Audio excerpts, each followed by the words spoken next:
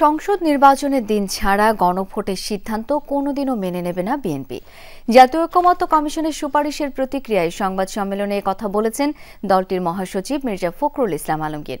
দুপুরে বিএনপি চেয়ারপারসনের গুলশান কার্যালয়ে সংবাদ সম্মেলনে তিনি অভিযোগ করেন, ঐকমত্য কমিশনের প্রস্তাব জাতির উপর চাপিয়ে দেওয়া হয়েছে। জুলাই সনদ বাস্তবায়নের খসড়া আদেশ জারির এখতিয়ার সরকারের নেই। বিএনপি মহাসচিব বলেন, কমিশন রাজনৈতিক দলগুলোর গণতান্ত্রিক অধিকার আমলেই নেয়নি। মির্জা ফখরুল বলেন, সময় ও নির্বাচন অনুষ্ঠানের জন্য বিপুল অঙ্কের ব্যয়ের বিবেচনায় সংসদ নির্বাচনের পূর্বে গণভোট অনুষ্ঠান অযৌক্তিক।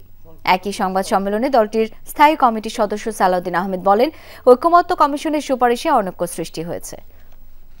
আমি শুরু করছি সংবিধান সংশোধন সংক্রান্ত বিষয়গুলো কার্যকর করার উদ্দেশ্যে সরকার জুলাই সনদ সংবিধান সংস্কার বাস্তবায়ন আদেশ 2025 শিরোনামে একটি আদেশ জারি করবে।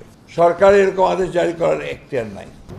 সংবিধান সংস্কার পরিষদ গঠনের যে প্রস্তাবটা দেয়া হলো এবং সেটা কারা দিল, কিভাবে দিল, সুপারিশে কিভাবে আসলো, তাইলে জাতীয় সংসদ নির্বাচন অনুষ্ঠিত হবে নাকি সংবিধান সংস্কার পরিষদ নির্বাচন অনুষ্ঠিত হবে, সেই এখতিয়ার তো নির্বাচন কমিশনের নাই।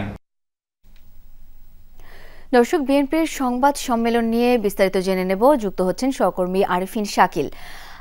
আরিফিন, ঐকমত্য কমিশনের সুপারিশের প্রতিক্রিয়ায় বিএনপি কি বলেছে, কি জানতে পেরেছেন আপনি? বেশ কিছু প্রস্তাব দিয়েছে, বেশ কিছু আপত্তির কথা জানিয়েছে বিএনপির পক্ষ থেকে। বিএনপি মহাসচিব মির্জা ফখরুল ইসলাম আলমগীর গতকাল বিএনপি স্থায়ী কমিটি বৈঠক হয়েছিল। সেই বৈঠকে মূলত জুলাই সনদের বাস্তবায়ন প্রক্রিয়া নিয়ে সরকারের কাছে ঐকমত্য কমিশন যেই প্রস্তাবনা দিয়েছে সেটি নিয়ে দীর্ঘ সময় ধরে আলোচনা করেছেন।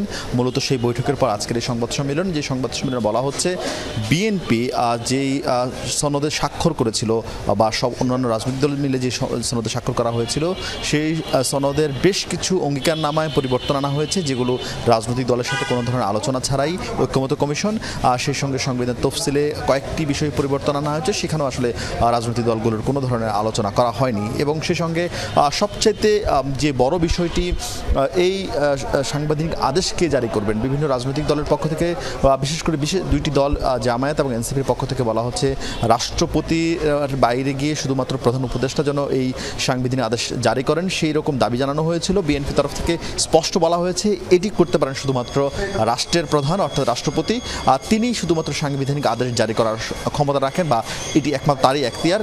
নতুন ব্লেন্ডে আরো রিচ অ্যারোমায় সেলন ফ্যামিলি ব্লেন্ড টে।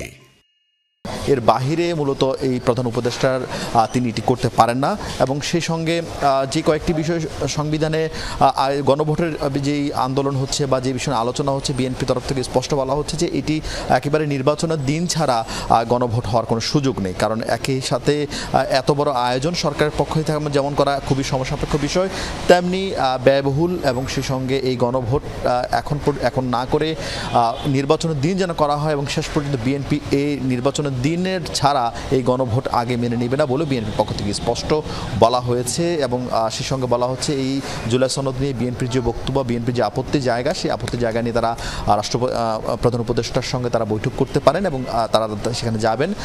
এছাড়া নির্বাচন নিয়ে তাদের বিএনপির পক্ষ থেকে এক ধরনের কোনো অনিশ্চয়তা তৈরি হয়েছে কিনা এই গণভোটের কারণে, সেটি জানতে চাওয়া হয়েছিল। বিএনপির তরফ থেকে বলা হচ্ছে সরকারের এই জুলাই সনদ নিয়ে তাদের নানান জায়গায় আপত্তি থাকলেও আগামী ফেব্রুয়ারিতে জাতীয় সংসদ নির্বাচন হবে, সেই বিষয়ে তাদের বিন্দুমাত্র শঙ্কা নেই। তারা সরকারের প্রতি আস্থাশীল।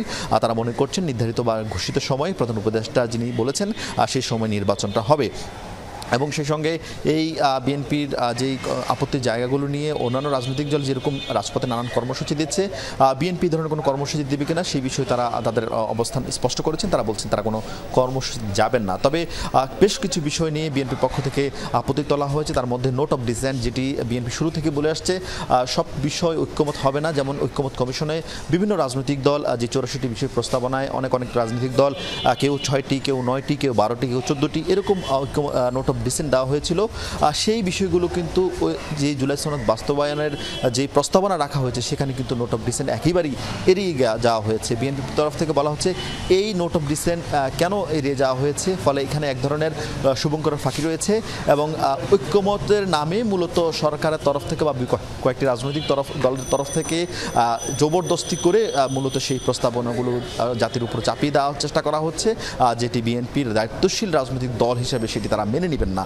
এবং বলা হচ্ছে ঐক্যমত কমিশন যেই উদ্দেশ্যে গঠিত হয়েছিল, বলা হয়েছিল যেসব বিষয় ঐক্যমত হবে আর সেসব বিষয় শুধুমাত্র জুলাই সনদ হবে বা সেটি পরবর্তী সংসদ কার্যকর করবে, আর সেই জায়গা থেকে সরকার সরে এসেছে বলে বিএনপি মনে করছে।